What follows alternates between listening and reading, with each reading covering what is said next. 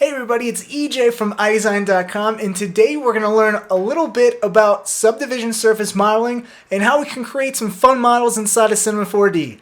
Let's learn how. Alright, so today we're going to be learning about sub-D modeling or subdivision modeling, or if you have an older version of Cinema 4D, HyperNURBS modeling.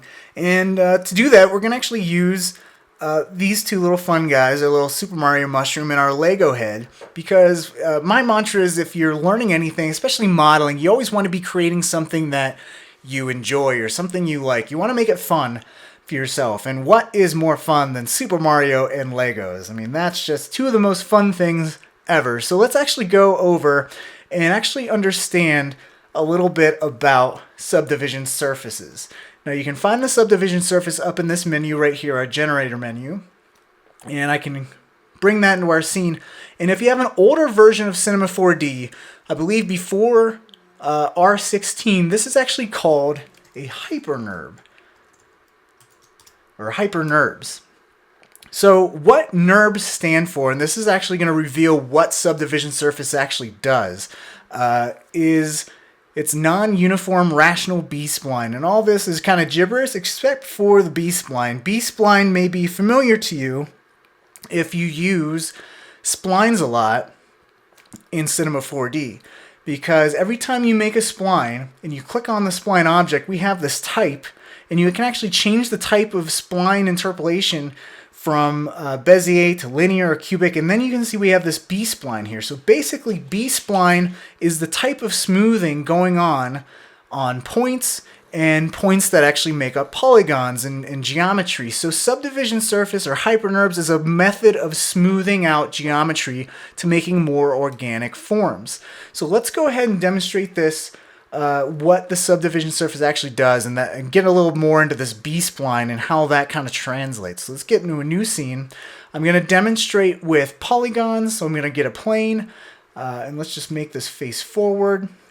And then I'm also going to demonstrate with a spline again. So let's go ahead and I'm going to go and grab my pen tool, and I'm just going to change the type from Bezier to linear, and I'm just going to create a point here, and a point here. So basically trying to match the curve or the edge of the plane here. And what I'm going to do is go back to my perspective view.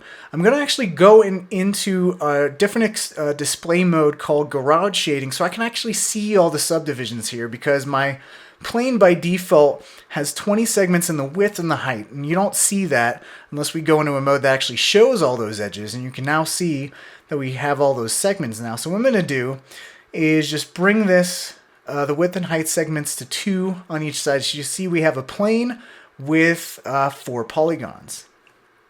Alright, so we also have our spline here as well, and what I'm going to do is, to demonstrate, I'm going to change this type of spline to B-Spline. And if I change this plane and go into X-ray mode so we can actually see here and see through to our spline here, you can see that that basically rounded out the points of my object here. Let me actually move this up. Let me just change this to Y, 0 and a Y. And you can see that we basically rounded out between these what are called control points, and depending on where we move this this point, it's actually tightening up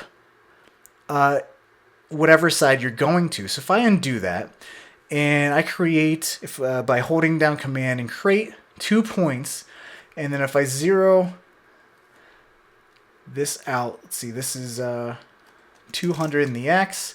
I'll change this to 200 in the X as well. And then this is, we'll do 200 in the Y, and we'll make this 200 in the Y. Basically, we want to just line up all these points, and you can see what's happening here is as I move these points closer to this edge control point here, we're actually sharpening that edge, and if I move this, move these points away, it's actually rounding it out. So it's almost like a chamfer, but it's actually using B-Spline interpolation or B-Spline smoothing. So that's where the B-Spline comes from in the NURBS. And basically, this is what happens when you throw a piece of geometry or polygons into a subdivision surface. So you can see that as I throw this subdivision or this plane underneath as a child of the subdivision surface, we actually divided or multiplied our original 4 polygons into more polygons, and that in turn smooths that out. So it's the same kind of smoothing that you can see with these spline points here, because it's all the same kind of B-spline smoothing. And you can see if I go to my subdivision surface, by default, our editor subdivision, which is different from subdivision renderer. Subdivision renderer is actually the subdivision that happens when you actually render to viewport. So this is basically just to optimize your viewport. So always keep your editor with a lower poly. But actually this is going to render like this when we render it to picture viewer. But you can see that as I go and up my subdivisions through my subdivision surface, you can see that I just went from no subdivisions, we have our original 4 polygons, and then it basically duplicated or multiplied it by 2, so now we have 4 in each polygon, so by the power of 1, and now we even multiplied it even more, so now we have 16 in each individual polygon here, and all the while this is smoothing out our edges, the original edges here of our original polygon, to smooth it out in that B-spline kind of interpolation, that B-spline smoothing. So hopefully that gives you a little bit of an idea of what's going on here. And the most important thing to understand and be able to manipulate B-splines is, one, understanding what's going on, so that you got the B-spline smoothing, but also understanding that when you add more points or more subdivisions in either direction, you can see that it's tightening up our edges here as I'm increasing the subdivisions. So this is very important, and once you understand the basics of what's going on behind the scene, you can basically manipulate geometry to do what you want and tighten up edges to make things look the way that you want them to be. So what I'm going to do is I'm going to make that plane editable, and again I'm just going to go and I'm going to go to some shortcut keys that are very important when doing some modeling. And those shortcut keys are going to be M, and that is going to bring up a menu of all the different kind of things you can do. And I'm going to be using the knife tool a lot in this tutorial. So I'm going to just hit K, because you can see that K is the shortcut for the knife tool. So I'm going to hit K. And now I can actually go and make some cuts, either with a line or a loop or a plane. But I'm going to keep it aligned, and I'm going to uncheck this restrict to selection and uncheck visible only. And I'm just going to go ahead and holding the shift key down so I get a straight line, I'm just going to make a cut. And you can see what happens when I do that. It actually sharpens the curve between these 2 points. And if I actually do this again and just cut here, you can see this sharpened the edge between these 2 points. We got this like smaller sharpened curve versus the original curves here. So I can actually go and, just like we could with the points, adjust these to actually adjust the smoothness of that curved edge here. So very important to learn how to kind of tighten up edges and stuff like that. So that's demonstrating with a plane and some splines. Let's actually go ahead and get some 3D geometry here. So I'm going to get a cube, and we just have subdivisions of 1, 1, and 1. And I'm going to throw this underneath a subdivision surface. And you can see, and this is also another important distinction, is knowing that if you put in a cube into a subdivision surface, it's going to try to make a sphere. You can see as I round this out, it's going to basically create a sphere. But if I start say upping the segments in Y, you can see that it's kind of making more of a barrel. So by adding more segments in the Y, we're actually sharpening this edge in the Y. So let's go ahead and make this cube editable and go into edge mode. And you can actually see all those original edges on my subdivision, on my cube, before the subdivision surface actually does its thing. So you can see that if I go ahead and say select this edge right here and move this down, you can see that that's actually making the curve bigger because we're making more distance between the edges there and softening that. And if I move this up to the top, you can see that's sharpening that edge. And actually I only selected the one edge here, and this is very important too, is when you're working in 3D, always make sure that you're selecting the right thing. So by default, only select visible elements is turned on, so I only selected this front edge here. It did not select the back edge. So what I'm going to do is undo, and I did all that stuff, and this is very important to catch because you could be working a lot and totally forget you're not actually affecting any of the points on the back. So it's good that I screwed that up because I'm sure you're going to screw that up too. So unselect, only select visible elements, and now I'll select this edge. And now you can see I have all of my edges selected. So it also helps to work in all of this 4-up view here. So you can see as I move this up, it's really tightening up that edge. And this is looking more like, you know, a coffee cup or something like that, especially if I select this other edge and move this down. So that is like the basics of if you move points and edges close together under a subdivision surface, it's going to tighten all that stuff up. So let's go ahead and I'm going to undo that. Let's start messing around with this cube that's subdivided here and remake that, that little Lego face head guy thing. So let's go ahead, let's just shrink this a little bit. And what I'm going to do is select this top face here. And I want to make that little tubey thing that connects to like where you put the hat on the Lego head, right? So what we're going to do is I'm going to use the modeling shortcut key again of M. And what I want to do is actually do an extrude inner, or an inner extrude, and that is W. You can see all the way down at the bottom, W, inner extrude. And what's going to happen when I do that is it's actually going to extrude on the inside, and therefore it's adding that extra cut. And you can see that that's sharpening out our top edge there. So again, using the B-Spline interpolation. And what I'm going to do is, let's do that again, and you can see what happens when I add that extra cut, how that sharpens out that edge. Right, so I'm going to move this in, and I'm going to bring this in to a point where I'm going to start figuring out, okay, is that a good size for me to extrude out that little Lego hole? And I think that's pretty good right there. I'm going to go to my modeling key again, so hit M, and then I'm going to hit T for extrude. And I'm just going to extrude upwards. You can see now we got this little like nubby for the top of his head. And then what I'm going to do is extrude inside again, so we actually have that hole to then snap like the helmet on or whatever kind of other Lego piece we want. So I'm going to go M and T and extrude downwards. And basically what I want to do is I want to have that sharp edge. So just like those little holes that Legos snap into, we actually want to make that a sharp edge. So what I'm going to do is I'm going to extrude twice. So one, so making that tiny little edge there, that tiny cut. And then again, you're going to see that by doing that, it makes this nice little sharp edge at the top.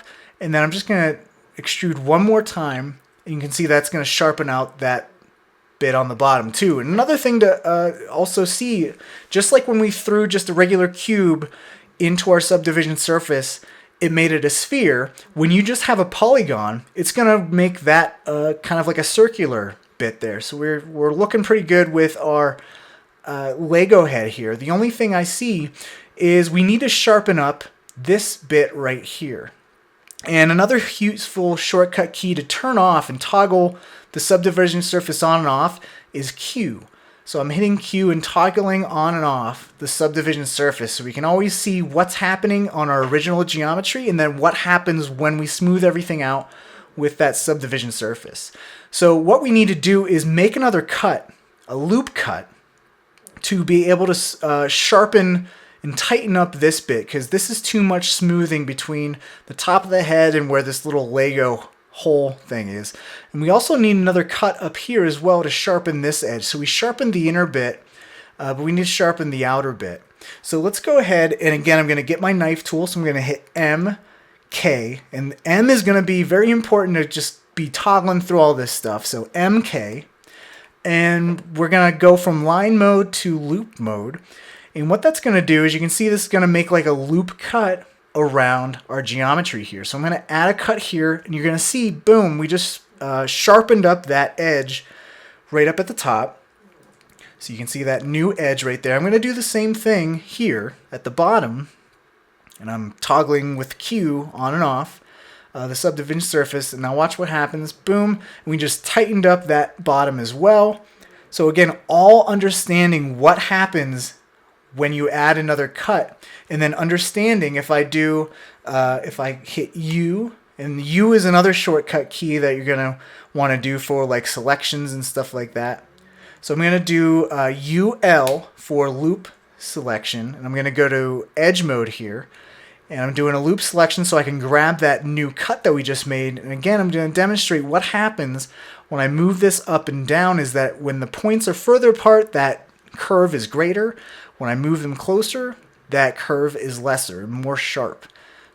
So we can now start manipulating some other of these points. I'm going to go hit U, the U key, and then L again for loop selection, and I'll just grab both this loop here, and I'm going to hold shift and select this loop as well, and I'm just going to hit T, and this is going to be my scale, and I can scale up these two edges and try to sharpen this top and bottom of this little cylindrical face here. So this is looking pretty good.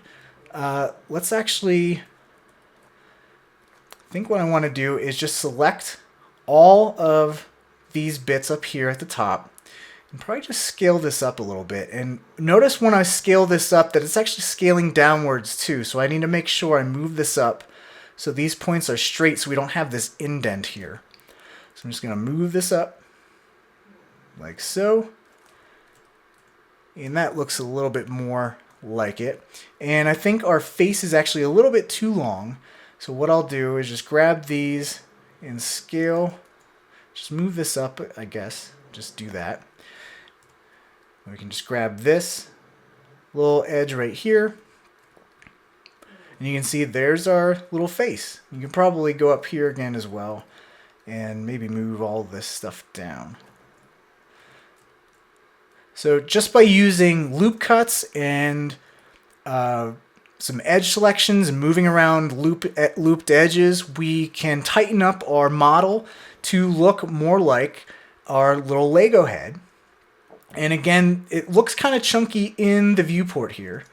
But again, when we render this out, it's actually going to render out at this subdivision renderer of 3. So you can see with 3, we really smooth this out. We have a little jagginess right here too. So maybe we might have to render it at 4 at the end of the day. So we can work in 2, but render out in 4. So I'll just set this at 2 and 4 for now.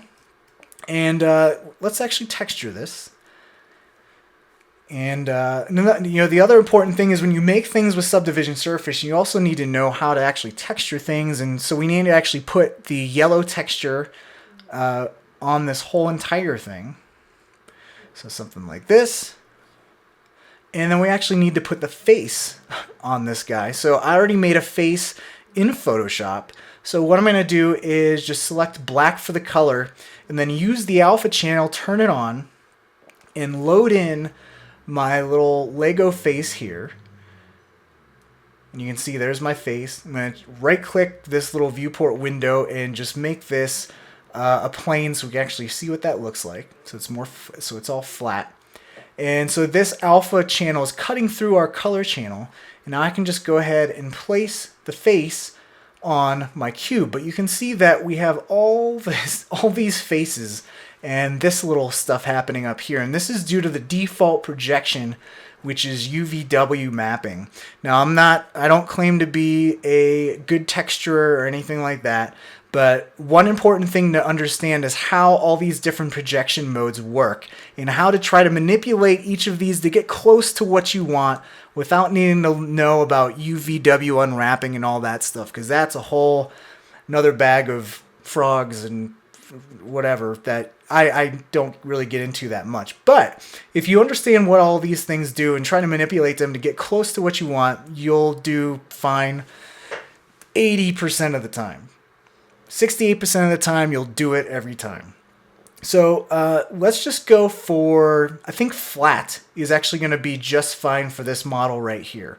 And basically what this is going to do is just project this flat onto your object.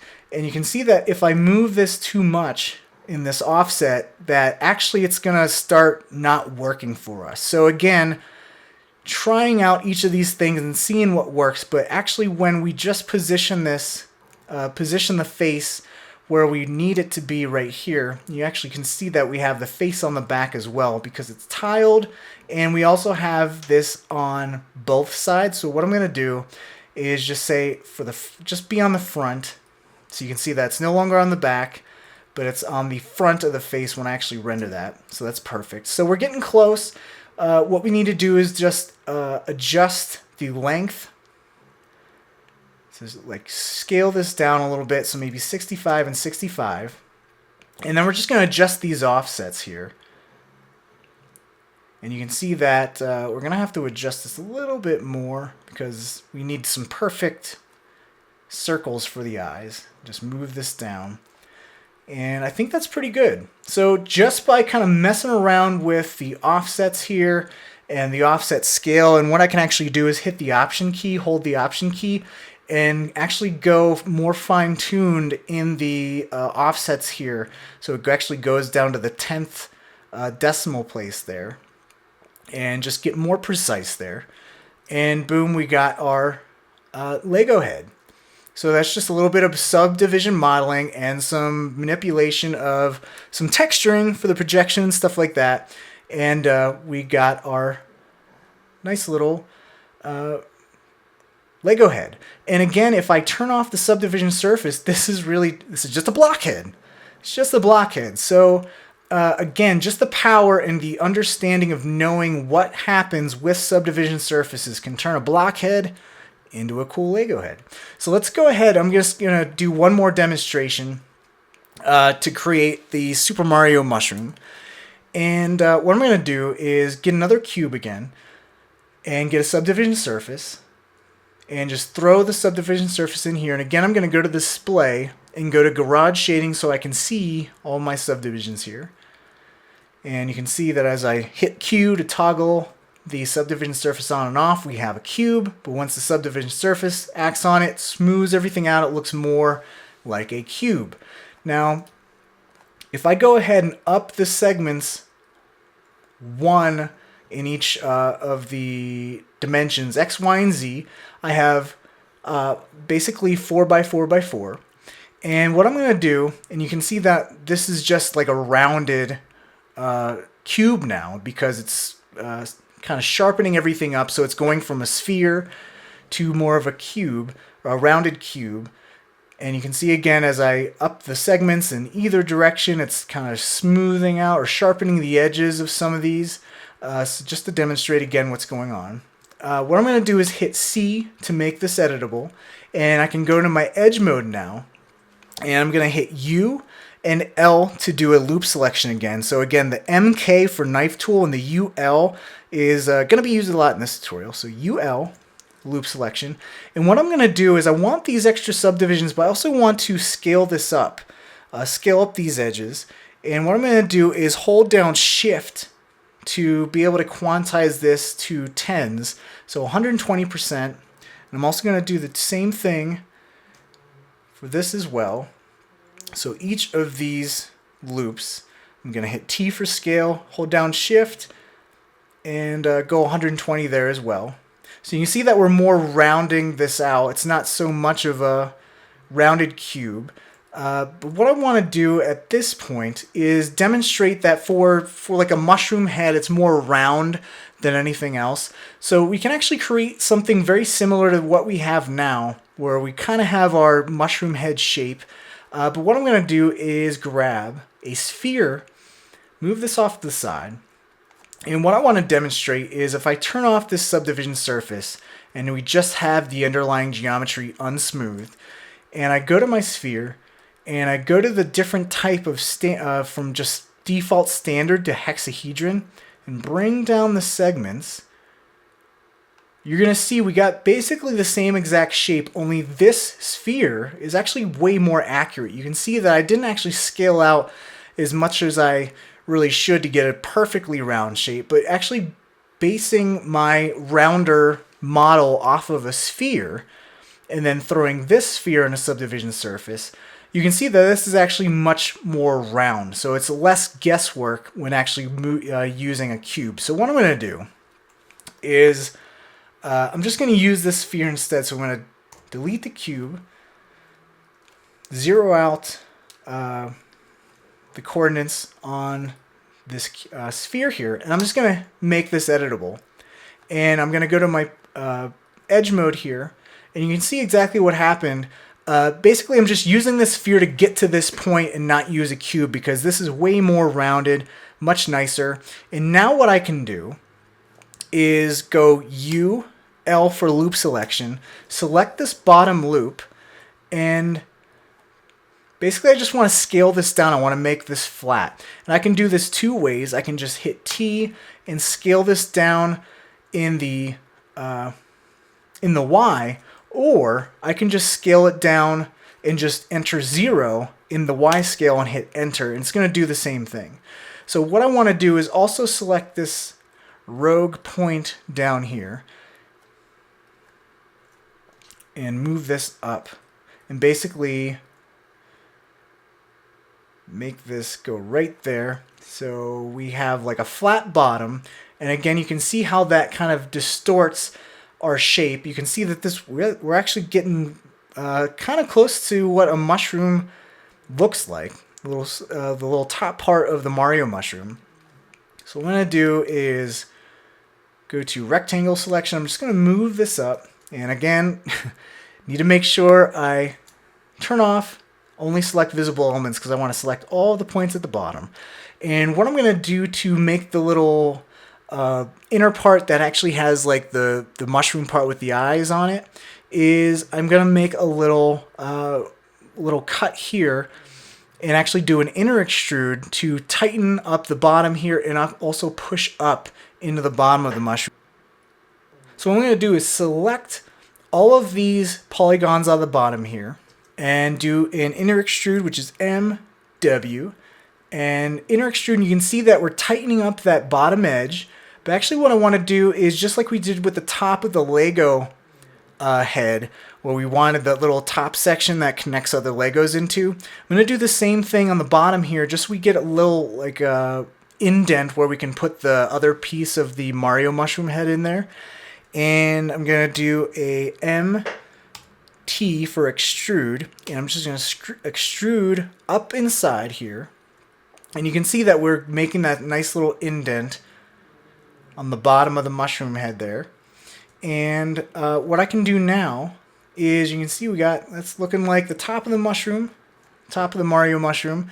And what I'm going to do is just grab a cube, and I'm just going to throw that cube in a subdivision surface, move this down, scale this a little bit, and what I'm going to do on the cube is just make one segment in the Y. So basically, if I pull this cube out, you can see it's basically just an elongated, rounded cube, and you can see that as I put that up in the mushroom, you can see that the bottom part looks like the actual face of our little Mario mushroom guy. So this is looking really good. The only thing I got to do to make this look even better is just grabbing this sphere, the top part of our mushroom. I'm just going to rotate it back a little bit and then move this cube forward and just scale this down to the point where it's just kind of flush underneath. And as I move this out, you can see, hey, that's looking like our little Mario mushroom guy, right? So we can mess around with the Mario, the actual top of the mushroom if we want. And actually a good thing to do is actually undo that rotation. But say we actually want to make this shorter. So what I'll do is just grab all the bottom parts and just move this up a little bit. And maybe I want to grab this loop here and move this up. And again, I can actually scale this to make this really fat, make a really fat mushroom here. Something like that. So there's like that super mega mushroom thing that's like new, right, in the new Mario. So you can do something like that. I'm just going to undo all this stuff. But I mean, when you do the loop selections and all this stuff, you can see how you're moving these edges and seeing how you can manipulate your geometry to, again, mold your polygons to the kind of shapes that you want, right? So very important. I'm just going to go ahead and say I'm done with that. I'm just going to rotate this whole bit back, move this down a little bit, something like that. And now we can texture this as well. Let's actually get our eyeballs in here. So we can do, let's just keep using some cubes. I'm just going to bring this down and make this right eye here. Let's go ahead and throw that cube in a subdivision surface. And you can see that it rounded it out. And I'll actually make this a little taller. And let's just see what happens when I add a segment. So you can see that we're sharpening just the Y direction. So you can see that this is way more control than like a cylinder or anything else up here like a capsule. We have way more control if we just manipulate a cube with a subdivision surface. We can get this right kind of eye curvature that we want. I think that's good. Something like that. And then we can, one thing we can do, and this is another thing with modeling and stuff like that, is using symmetry objects as often as you can to save you some work. So again, this is our eye. So eye subdivision surface, so SDS. And this is just our eye basic geometry. And then we'll just throw this under a symmetry, and you can see that that just duplicated it. And we got two eyes now. So use symmetry objects when you can. It's just going to mirror your geometry, so you don't have to create another eye or anything like that. So now if I adjust this further, you can see that I don't have to adjust two objects. I just need to adjust that one, and voila. So let's texture our mushroom. Let me make this just slightly longer. Let's go and create some materials. So we got the, we'll make this a red mushroom. I should actually name this so I'm throwing these on the right thing. So this is the top, and top subdivision surface, top, and this is the face cube.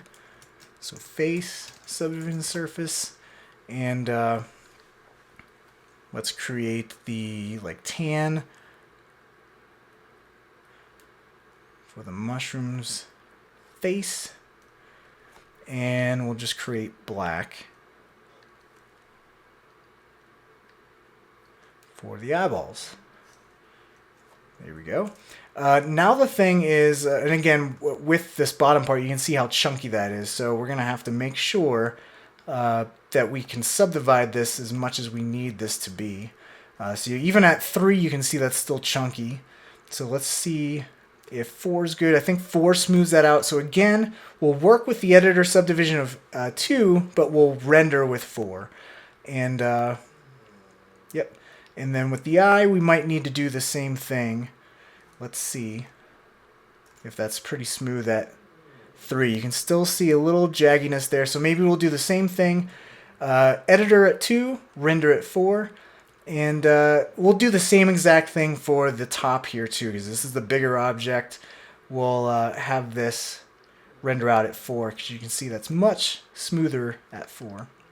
So again, very important to set your subdivision editor and renderer just to optimize your viewport, but have all your geometry nice and smooth by the time you render. So let's, just like we textured the Lego head with the face on the Lego guy, we're going to go ahead and use some of the material projection methods to get the little circles on the top of our mushroom. So what I'm going to do to create circles is go into my alpha, and just like we loaded up the face, the Photoshop face file, I'm just going to create a gradient, and I'm just going to create a circular gradient. And what we're going to do is on this gradient, I'm going to change the interpolation between these two knots. Right now it's smooth. I'm going to change this to none, so it's just very sharp. And I'm just going to move this chip, this black chip over here, and you can see we created a circle. And what I'm going to do is just right click on this and just change this to plane so we can actually see, yep, that's a circle. And just bring this all the way to white. And I think this is good. Let's go ahead and apply this. Let's just do circle.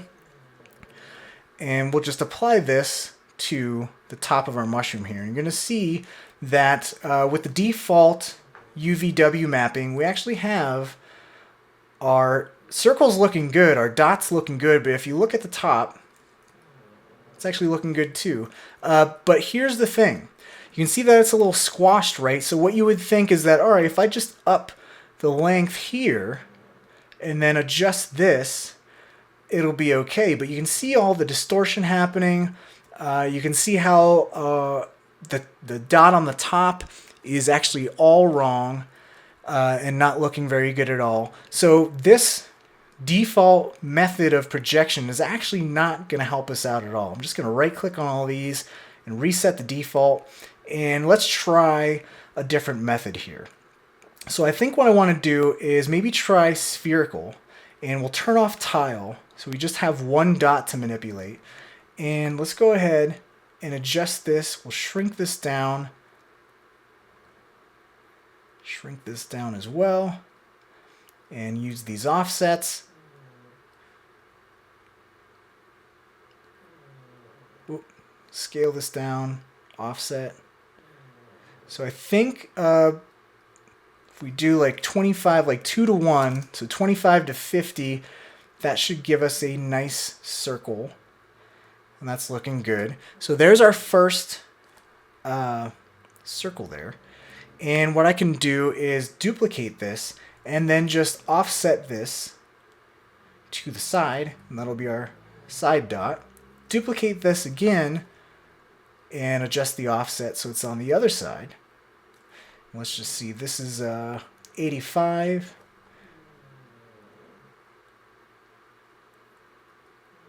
So we'll do 45 on this side. See if that, oh, that's not right. So we'll do something like that. So 40, I think that matches up pretty good. So then all we need to do is get the dot on the back. So I'll just duplicate this dot over here, adjust the offset, and make sure this is all lined up. And again, holding Option and getting more fine-tuned in there so we get the 10th decimal in there. And that's looking pretty good. So just eyeballing it a little bit. And again, if we want to make these dots bigger, just go into our circle texture and adjust this gradient, move this black chip so we got much bigger dots, and that's looking pretty dang good.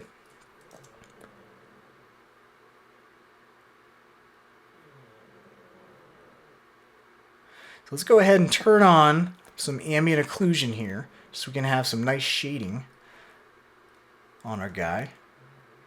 And there we go. Maybe make the length lesser so it's less like blurred out or feathered out.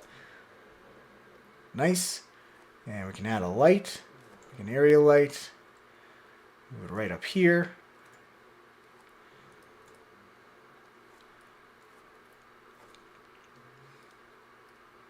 Add some fall off. add some, just do some soft shadow and see what we got. Just add another light, and we'll make this an ambient light just to try to fill in some of those dark so our shadows aren't so dang harsh. Something like that. And I think that's looking pretty nice and pretty cartoony. So let's go ahead and just to demonstrate, let's go and change our anti-aliasing to best. And we'll go to sync because we want some nice sharp edges. And what I'm going to do is just demonstrate the difference between these, the renderer subdivision and the editor. So again, in the editor, we got chunky edges. But if we render this to picture viewer, render to picture viewer here, you can see that it's using that higher subdivision, and we have really nice smooth edges here. No more of those jaggies. Alright, so there's your little intro to subdivision surface modeling or HyperNURB modeling inside of Cinema 4D. Created a fun little Lego head and our Super Mario mushroom to get you a little idea of how subdivision surface works, and hopefully that equips you enough to go out and try and experiment on your own. If you have any questions about subdivision surface modeling, please ask them in the comments section. I'll try to get to them as fast as I can. And if you make anything, if you model anything using subdivision surface modeling techniques, be sure to share them with me. I'd love to see what you guys are making out there. And if you like this tutorial, be sure to hit the like button. I'd really appreciate that. And as always, really appreciate all of you out there watching my tutorials. And I'll see you in the next one. All right, everybody? Bye.